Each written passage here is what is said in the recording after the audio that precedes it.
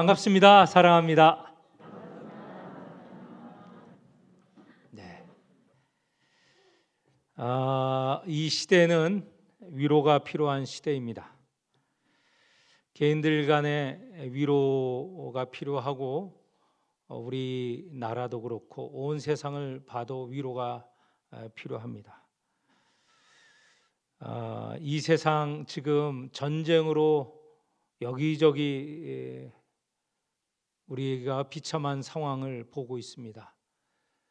러시아와 우크라이나 전쟁, 우리가 1년이 넘게 이제 2년은 아직 되지는 않았지만 지금 길게 지금 진행되고 있습니다. 초창기에는 여기저기 TV에서도 나오고 뭐 매일 이렇게 보게 되어서 우리가 걱정하며 함께 기도하고 또 우리도 헌금도 하였습니다. 그래서 상당히 많은 액수를 우리 총회에 보내왔는데 지금은 한 1년이 넘어가니까 이제 관심이 없어졌어요. 저는 간혹 인터넷 들어가서 지금 전쟁 상황을 보고 있는데 그 전쟁 상황이 처음 일어난 전쟁 상황과 별다른 게 없습니다. 지금도 치열하게 전쟁이 이루어지고 있습니다. 우크라이나가 지금 수많은 사람이 죽고 수많은 사람이 나라를 피해서 폴란드로 가고, 폴란드도 사실 넉넉한 나라가 아니잖아요. 그래서 폴란드에 가 있는 사람들이 또 독일로 넘어갔답니다. 그리고 국토는 여기저기 파괴되고 있습니다. 이런 전쟁을 여전히 지금도 진행하고 있죠. 요즘은 주로 보는 게 팔레스타인하고 이스라엘 간의 전쟁 아닙니까?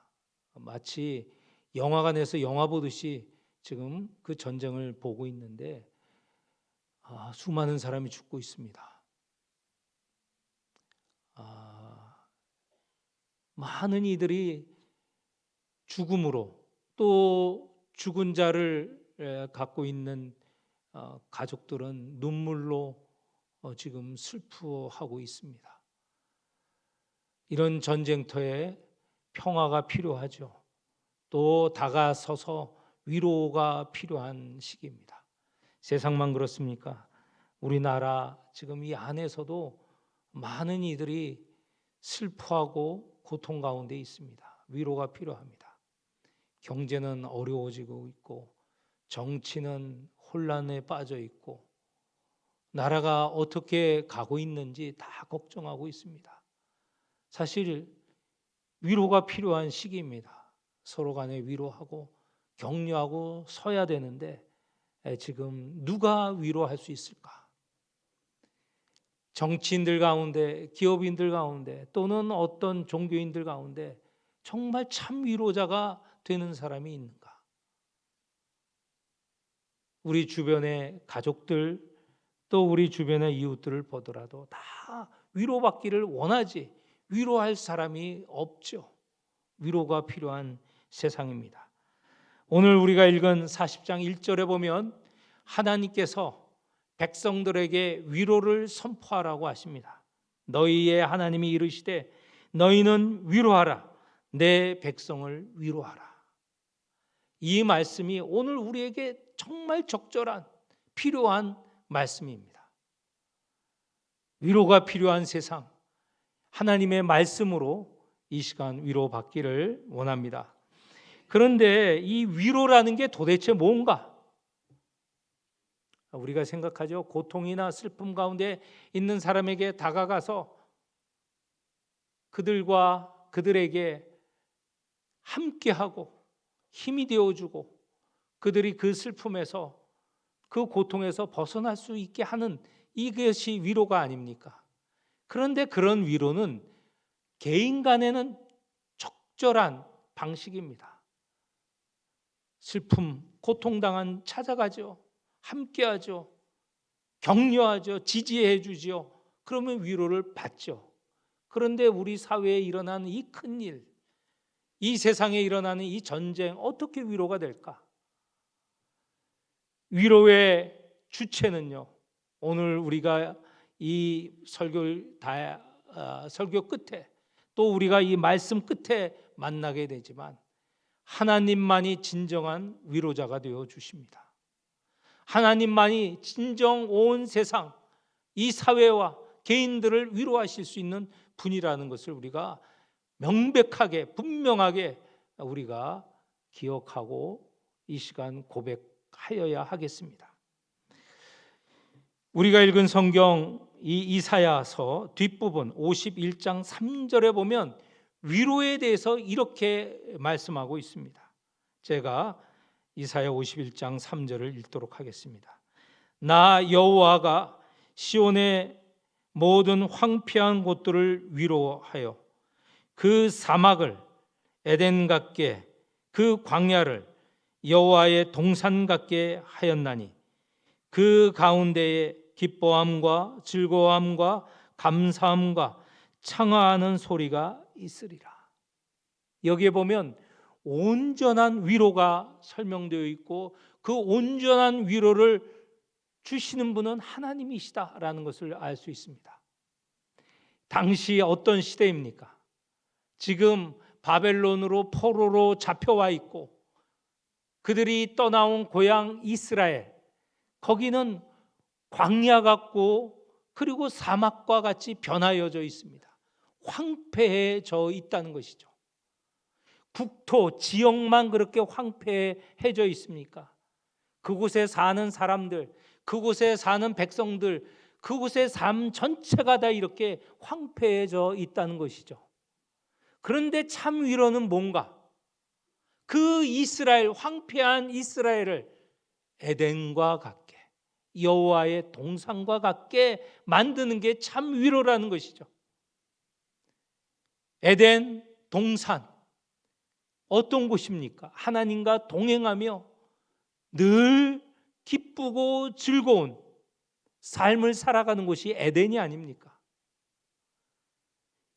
우리가 이 세상이, 이 세계가 마지막에 이를 세상, 새하늘과 새 땅의 세상, 요한계시록 21장 22장에 나오는 그 세상, 하나님이 주인이 되어주시고 모든 백성들이 하나님의 백성이 되어 영원한 기쁨을 누리는 그 세상, 그 세상이 바로 에덴 이후에 우리가 바라는 하나님의 나라, 새로운 하늘과 새로운 땅, 새로운 세상이죠. 바로 이렇게 되도록 이렇게 바꾸시는 하나님의 사역이 진정한 위로가 된다는 것입니다. 진정한 평화가 된다는 것입니다. 그것이 곧 구원이죠. 구원과 평화와 위로는 같은 내용입니다. 구원을 받은 우리에게 참 평화가 있고 참 위로가 있는 것이죠. 그래서 이사야 51장 다시 돌아가면 그렇게 에덴 동산으로 바뀐 새로운 세상, 새로운 하나님 나라는 거기에 그 가운데 기뻐함과 즐거워함과 감사함과 창화하는 소리, 찬송하는 소리라는 것이죠. 그것이 가득하리라. 이것이 바로 진정한 위로인데요. 이 위로를 하나님께서 백성들에게 선포하라 하십니다. 오늘 지금 이 세상에도 하나님께서 같은 말씀으로 선포하라고 하십니다. 이 세상 2023년, 2024년 위로가 필요한 이 세상에 우리를 통하여서 하나님께서 선포하라고 하십니다. 위로하라. 내 백성에게 위로하라. 우리 모두 하나님의 일을 맡아 위로를 선포하는 성도가 되시기를 축원합니다. 어떻게 하여야 이 위로가 구체적으로 드러날 수 있는가? 그 당시 상황을 좀 봐야 됩니다. 이 이사야서 40장 미리 이미 말씀드린 대로 이 백성들은 바벨론의 포로로 잡혀가 있습니다. 포로로 잡혀간 백성들 얼마나 큰 고통을 겪고 있습니까? 남의 땅에 와서 하나님을 제대로 믿을 수 없죠. 그 내용은 우리 다니엘서에 잘 나오지 않았습니까? 자기가 여호와 하나님을 섬기려고 해도 수많은 반대에 부딪힙니다. 그곳에서는 우상이 가득하고 우상 숭배가 있는 곳에서 하나님을 섬긴다는 게 얼마나 힘든 것인지, 하나님 백성으로 살아나가는 것이 얼마나 힘든 것인지 우리가 잘 알고 있습니다. 그 세월이 1년, 2년, 10년, 20년, 30년이 흐르면서 백성들이 점점점 더 절망에 빠집니다. 과연 우리는 하나님을 제대로 섬길 수 있을까? 과연 우리는 고국으로 돌아갈 수 있는가? 절망에 점차 빠져들고 있었죠. 이러한 때에 하나님께서 선지자를 통하여서 위로를 선포하라. 내 백성에게 위로를 선포하라. 이 말씀은요, 결코 가능한 곳에서, 자유로운 곳에서 이루어지는 게 아니라는 것입니다. 진정한 위로, 하나님께서 주시는 위로라고 말씀드렸는데, 그 하나님을 선포할 때 당하는 고통, 고난이 얼마나 크겠습니까? 하나님의 백성으로서 하나님을 선포할 때 그 입을 막는 것이 바벨론 제국이죠. 우상들이죠. 어떻게 그 일을 할 수 있을 것인가? 쉽지가 않아서 이런 말씀이 있습니다. 9절에 보면 그 어려움을 표현하는데, 너는 높은 산에 오르라. 너는 힘써 소리를 높여라. 두려워하지 말고 소리를 높여라. 쉬우면 이런 말씀이 있겠습니까? 내가 위로의 말씀을 선포하려면 두려워하지 않고 선포할 수 있어야 된다는 것이죠. 지금 이 위로의 말씀을 전하는 것이 쉽지 않는 그런 시대, 그런 분위기에서, 상황에서 위로를 선포하라는 하나님의 말씀입니다. 이 말씀을 선포하기 위해서는 분명한 믿음이 있어야 되는데, 굳센 믿음이 있어야 되는데, 그것을 오늘 우리 읽은 성경에는 몇 가지 말로 표현하고 있습니다. 3절에 보면 광야에서 여호와의 길을 예비하라.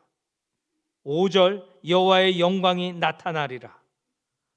그리고 8절 우리 하나님의 말씀은 영원히 서리라. 지금 하나님께서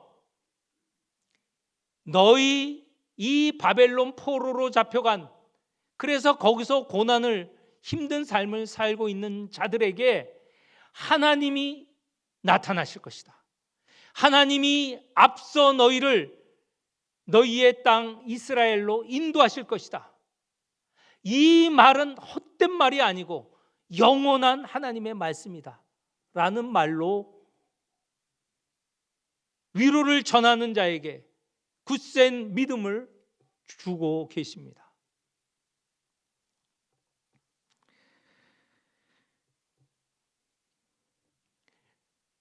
이 이스라엘 백성은 예전에 자기의 조상들이 종되었던 애굽에서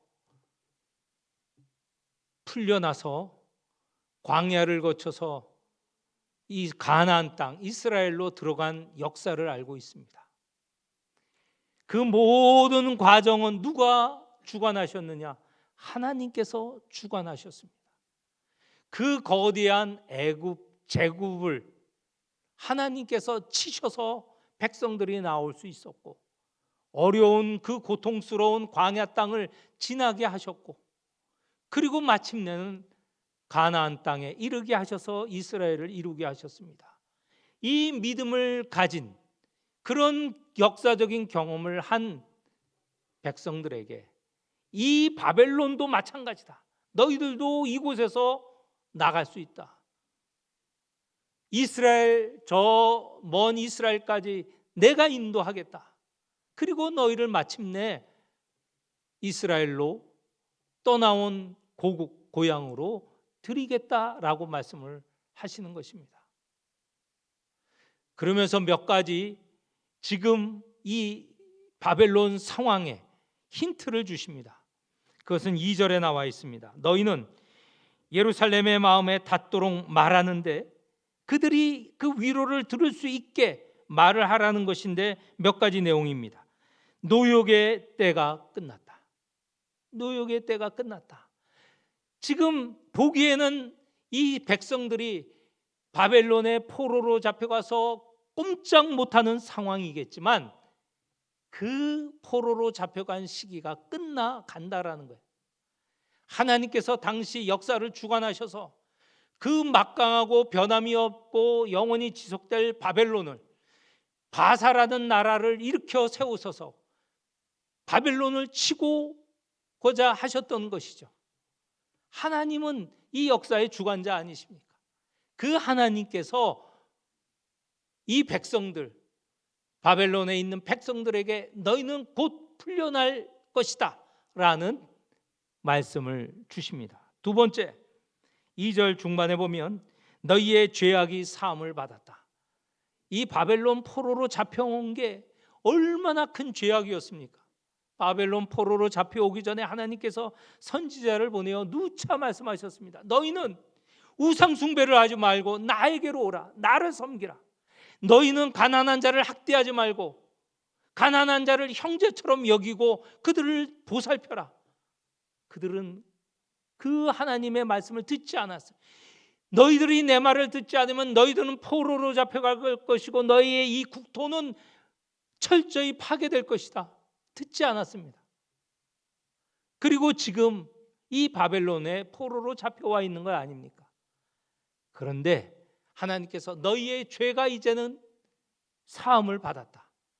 이 수십 년간의 고통, 그 세월을 지나면서 너희 가운데 하나님에게로 돌아가자, 하나님께로 가자 하는 운동이 있었습니다. 그런 새로운 그런 신앙을 갖는 무리들이 생겨났죠. 세 번째, 여호와의 손에서 벌을 배나 받았다. 이제 너희가 받을 만한 벌은 다 받았으니 이제는 너희가 너희 고국으로 돌아갈 그런 시기가 된 것이다 라고 하나님께서 선지자를 통하여서 말씀하셨고, 그리고는 또 말씀하십니다. 내가 앞장서서 이 바벨론과 이스라엘 사이에 있는 광야와 사막을 지나가게 하시고 마침내는 영광스러운 왕으로 가나안에 이스라엘로 진입하는 것을 너희 백성들이 볼 것이다 말씀을 하셨습니다. 그런데 이 말씀을 주셨을 때 많은 이들이 의심을 냈습니다. 아니, 자기들은 지금 이 거대한 제국에 꽁꽁 묶여 있는데 무슨 이런 일이 있을까? 그것이 6절에 나와 있습니다. 말하는 자의 소리여 이르되 외치라. 지금까지 하나님께서 여러 선지자를 통해서 외치라고 하신 것 아닙니까? 그런데 그 가운데 바벨론 안에 있는 사람들 가운데 대답하되 내가 무엇이라 외치리이까? 이것은 무엇인가 외칠 것을 몰라서 하는 말이 아닙니다. 방금 지금까지도 위로하라. 하나님이 너희를 이곳에서 이끌어 너희들 고국 이스라엘로 이끌 것이다. 인도할 것이다. 그것이 위로다라고 말씀을 하시지 않았습니까? 그런데 그게 무슨 말이에요? 지금 우리들은 꼼짝 못하는 이 강한 이 악의 세력의 가운데 있는데 우리가 어떻게 여기서 벗어날 수 있습니까? 라는 말입니다. 그렇게 의심하여 말하는 이들에게 하나님께서 또 말씀하십니다. 풀과 꽃을 보라. 풀은 마르고 꽃은 시드는 것처럼 너희 이스라엘 역사도 그렇게 지내오고 또 강대한 강대국들도 마치 풀과 꽃이 마르고 시듬과 같다. 너희의 역사, 세상의 역사는 그렇게 일어나고 시들고 없어지지만 내가 약속한 말, 그 말은 영원하다고 하십니다. 8절 끝부분에 8절을 같이 한번 읽어보겠습니다. 8절, 풀은 마르고 꽃은 시드나 우리 하나님의 말씀은 영원히 서리라 하라. 하나님께서 하시는 말씀은 변치 않는 영원한 말씀이죠. 포로로 잡혀올 때 하나님께서 포로로 잡혀간 백성에게 약속하셨습니다. 내가 모든 뿌리를 다 없애지 않았다. 남아있는 뿌리가 있다. 남아있는 백성이 있다. 하나님을 믿고 의지할 백성이 있다. 돌아올 백성이 있다라고 약속하지 않으셨습니까? 이 약속이 이제 이루어질 것인데 9절 이하의 11절이 그 약속의 내용을 또 위로의 내용을 분명하게 말씀하고 있습니다. 아름다운 소식을 시온의 예루살렘의 유다 성읍에 선포하라. 아름다운 소식은요, 위로하라는 말씀이고, 영광스러운 왕이 너희를 이끌어 이스라엘로 인도하실 거라는 말씀이고요. 더 구체적이고 더 확실하고 분명한 것은 9절 마지막 부분에 너희의 하나님을 보라. 너희들 앞에 너희를 인도하시고 너희를 위로하시고 구원하시는 하나님을 보라라는 거예요. 이 하나님을 보라라는 것은 어떤 내용이 있냐면 하나님께서 그들과 동행하시고 그들 앞에 앞장서시고 인도하시는 것을 주목하여 보라는 뜻이에요. 하나님이 하신 일을 주목하여 보라라는 것입니다. 그 내용은 10절에 나오는 대로 하나님께서 임하시고 또 그의 팔로 다스릴 것이다. 어떻게 되었습니까?